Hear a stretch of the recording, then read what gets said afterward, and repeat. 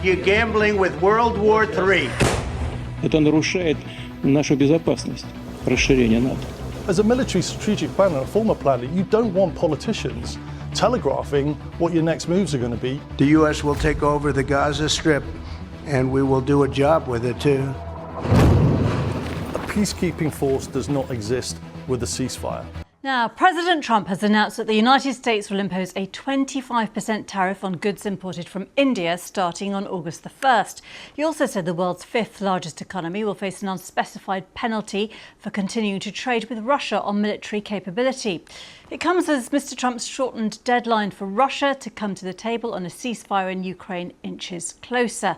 With me to discuss, as ever, is our resident analyst, Mikey Kay, former assault helicopter pilot and senior officer in the British military. Good to see you again, Mikey. You too. So lots of talk now on secondary sanctions. We hear Donald Trump talking about this week. How does that affect President Putin's ability to target Ukraine if these secondary sanctions do indeed come in? Yeah, lots to get through tonight. So let's start by taking a look at Trump's announcement on bringing the deadline on secondary sanctions and tariffs forward against Russia. Here he is speaking in the UK earlier this week. Let's take a look at what he said. I'm going to make a new deadline of about 10 or 12 days from today. There's no reason in waiting. There's no reason in waiting. It's 50 days. I want to be generous, but we just don't see any progress being made. Yeah, in terms of a response by Russia, Kremlin spokesperson Dmitry Peskov said that Russia is quote-unquote immune from the impact based on previous sanctions. But interestingly, former Russian President Dmitry Medvedev, a close ally of Putin, responded on Twitter. Let's have a look on slide.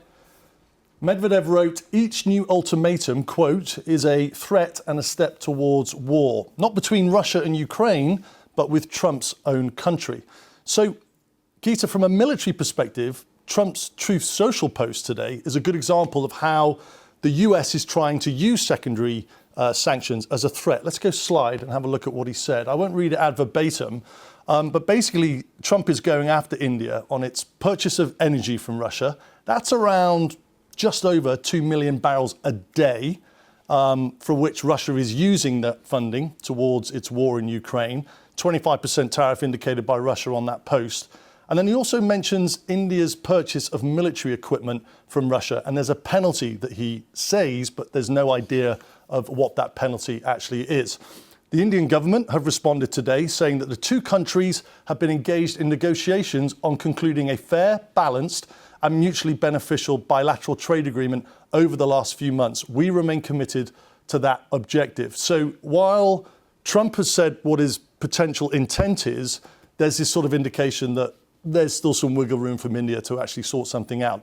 Now, what's interesting is the Truth Social post by Trump goes after India and its Russian military capability equipment purchases. But the counter to that is that India could then pivot away from the US on the purchasing of military capabilities. So, for example, India's fast jet fleet comprises of around 70% Russian-made jets. I'll give you an indication of what they got. Let's go slide, please.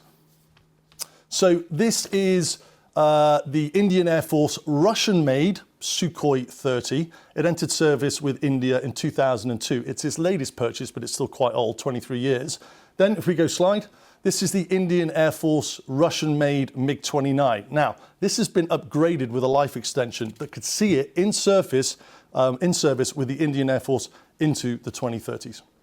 And important to point out, just historically, India has had a very long-running and established relationship with Russia, partly as a juxtaposition to being under too much US pressure. The US had historically supported India's arch nemesis in a way, Pakistan, who it sees as a security threat.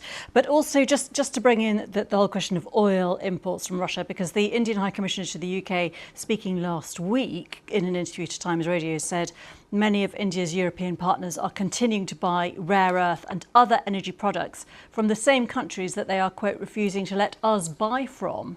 And he said, don't you think that seems a little bit odd? So there are these, other political factors, aren't there? In terms of where we are now, to what degree does the Indian Air Force have US-made fast jet aircraft right now? So it doesn't. It does have US-made transport aircraft. It's got the Hercules, for example, and the Globemaster, the C-17. It does have helicopters, but it doesn't have fast jets. But this is sort of where Trump has to tread a very careful path. He will be well aware of the current deliberations by India in their aspiration to procure a fifth-generation fighter. Basically, it has the stealth technology involved. And there are two contenders for that. Let's go slide and have a look. So this is taken at the India Air Show in February this year. On the left of shot, that is the Russian-made Sukhoi 57. Its NATO codename is the Felon, Russia's fifth-generation fighter. On the right of the shot, so they were both at the same air show, you've got the US-made F-35, both vying for India to buy them. Now, what would India get with the Sukhoi 57? It would get full autonomy of the Sukhoi 57. So what that means is it includes not just assembly in India, so Russia would make the parts and it would be assembled in India, but also transfer of technology and something called source codes. Basically, source codes would give India the ability to change the software inside the jet. And integrate its own radars, avionics, and weapon systems. Now, when it comes to the F-35, in terms of some of its capability, the F-35 is more advanced, so better stealth technology, for example. And this allows the F-35 to get closer to targets avoiding radar. Yeah, and again, in terms of where we are now, it's a move that is being questioned from the US, isn't it, within India, in that it's seen that really Trump has been very focused on countering China, and therefore to target India like this in security terms and military terms is puzzling to some. But sanctions is what's being discussed now, whether we're going to see these secondary sanctions and how effective current sanctions are. Where else can the US and Europe target Russia further on sanctions? I mean, if you look at a pure kinetic capability, what I mean by kinetic is the ability for Russia to launch advanced weapons capability on Ukraine. The massive problem, it's almost like the elephant in the room, is foreign components being used in Russian military capability that Zelensky has actually highlighted the issue. I mean, it's been ongoing for some time now, but Zelensky highlighted the issue at the NATO summit last month. Let's take a look at what Zelensky said. Please make sure your countries and your companies are not helping Russia or its bodies in any way. This is crucial, really. And there is no significant Russian weapon today that is produced without components, without equipment or materials from other countries, sadly, including some from Europe and NATO. Yes, of course. And this must stop. Such components can be found in every Russian missile, in most of their drones, and in military vehicles. And it's not just China. Also, Taiwan and some of these parts come from the European countries and from the United States, and every single component or machine tool delivered to Russia's defense sector helps prolong the war and is a crime against peace. Every scheme that helps them build Shahed drones or any other tools of killing is not just aiding a war against us, it's a threat to you. So what capability is Zelensky referring to there? Basically, foreign components. They're pervasive across a lot of Russian weapons. In fact, according to the Organized Crime and Corruption Project, that's the same organization that blew the top of the Panama Papers, so very credible. Customs data found that from 2022 to January 2024, more than 200,000 shipments of restricted microelectronics entered Russia. Among the most frequently found components in Russian weapons are microprocessors, and they are produced by American companies. Let's go slide and I'll give you a look at what we're looking at. So this is the Russian KH-101 cruise missile. It's basically dropped from a Russian strategic bomber. We saw that attack by Ukraine on strategic Russian bombers well out in the east. They're the type of aircraft that carry this cruise missile. Let's go slide.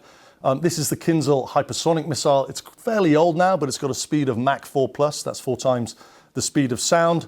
And then you have the Shahed 136 drone. Now, why these are important is in June alone, Russia launched over 5,400 of these drones on Ukraine. So absolutely vital that these components are targeted. Now, these are the type of capability, there's more, but these are sort of the headlines in terms of the capability. Now, the US companies that are providing these components have publicly come out and opposed their products being used for military purposes, especially by Russia, but have struggled to supply or fully control their supply chains in terms of sanctions and the loopholes, which are absolutely widespread. Many Russia's importers, the way they're doing it is they continue importing Western parts through shell companies or intermediaries. And so that is US companies. What about other countries?